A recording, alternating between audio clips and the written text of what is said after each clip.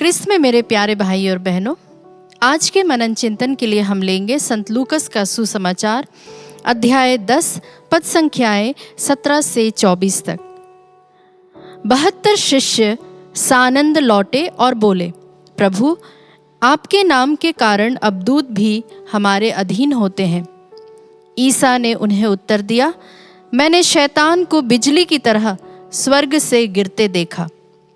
मैंने तुम्हें सांपों, बिच्छुओं और बैरी की सारी शक्ति को कुचलने का सामर्थ्य दिया है। कुछ भी तुम्हें हानि नहीं पहुंचा सकेगा। लेकिन इसीलिए आनंदित ना हो कि अब दूत तुम्हारे अधीन है, बल्कि इसीलिए आनंदित हो कि तुम्हारे नाम स्वर्ग में लिखे हुए हैं।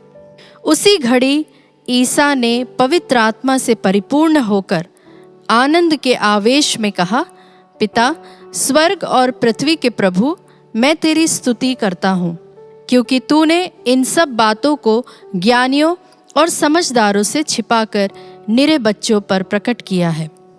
हाँ पिता, यही तुझे अच्छा लगा। मेरे पिता ने मुझे सब कुछ सौंपा है। पिता को छोड़कर यह कोई भी नहीं जानता कि पुत्र कौन है, और पुत्र को छोड़कर यह कोई भी नहीं जानता कि पिता कौन है।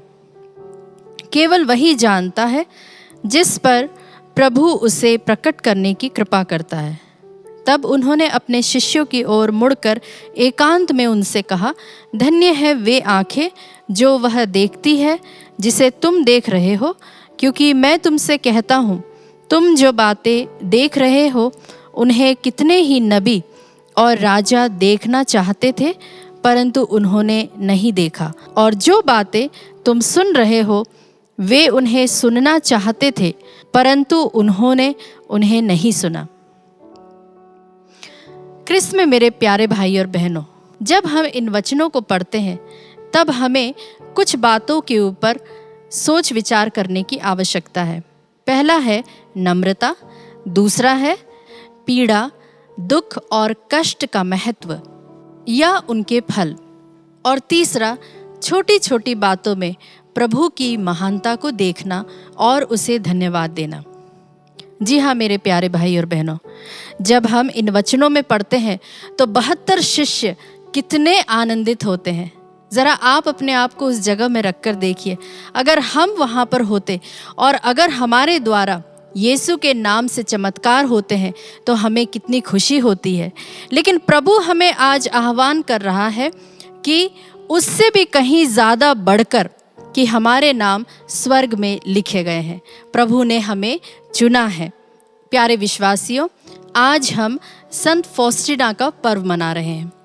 संत फॉस्टिना एक महान संत थी, और वे महान इसीलिए बनी क्योंकि उन्होंने बहुत कुछ यीशु के नाम से सहन किया। जी हाँ, उनके अनुसार वे कहती है कि कष्ट और पीड़ा स्वर्ग राज्य में पहुंचने का सबसे सीधा और सरल रास्ता है। साथ ही वे कहती हैं कि जब हम कष्टों का सामना करते हैं, जब हम कष्टों को आनंद के साथ में स्वीकार करते हैं, तब वहाँ पर ईश्वर का अनुभव होता है। वे ये भी कहती हैं कि सफरिंग्स के द्वारा या पीड़ाओं के द्वारा हमारी आध्यात्मिक उन्नति बहुत तीव्रता से होती है। साथ ही वे कहती है कि संघर्ष मेरी आत्मा का भोजन है। प्यारे विश्वासियों, जब हम यीशु के जीवन पर भी मनन चिंतन करें, वे इस संसार में क्यों आए? वे एक ऐसे चुने हुए व्यक्ति थे जिन्हें अपने जीवन का लक्ष्य मालूम था। यीशु यह जानते थे कि उन्हें अपने पिता की इच्छा को पूरी करना है, और पिता की इच्छा यह थी कि वे क्रूस पर चढ़ाए जाए, मर जाए और मानव जाति के लिए मुक्ति का कारण बने।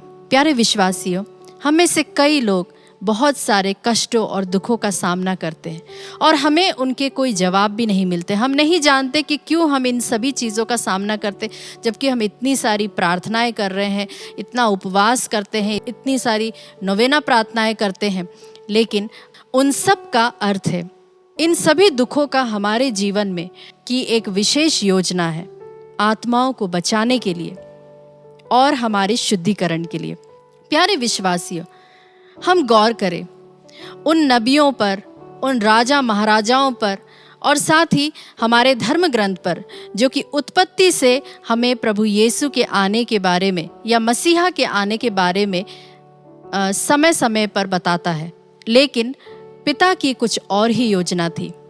जो लोग इतने लंबे समय से उस प्रभु का इंतजार कर रहे थे, प्रभु ने अपने आप को उन पर प्रकट नहीं किया, परंतु इन साधारण मछुआरों पर, जो कि अनपढ़ थे और जिन्हें ज़्यादा कुछ आता नहीं था, उन पर अपने आप को प्रकट किया। कई बार हम अपने जीवन से असंभव चीज़ों की अपेक्षाएं करने लगते हैं, लेकिन प्रभु छोटी छोटी चीज़ों में हम पर प्रकट होता है।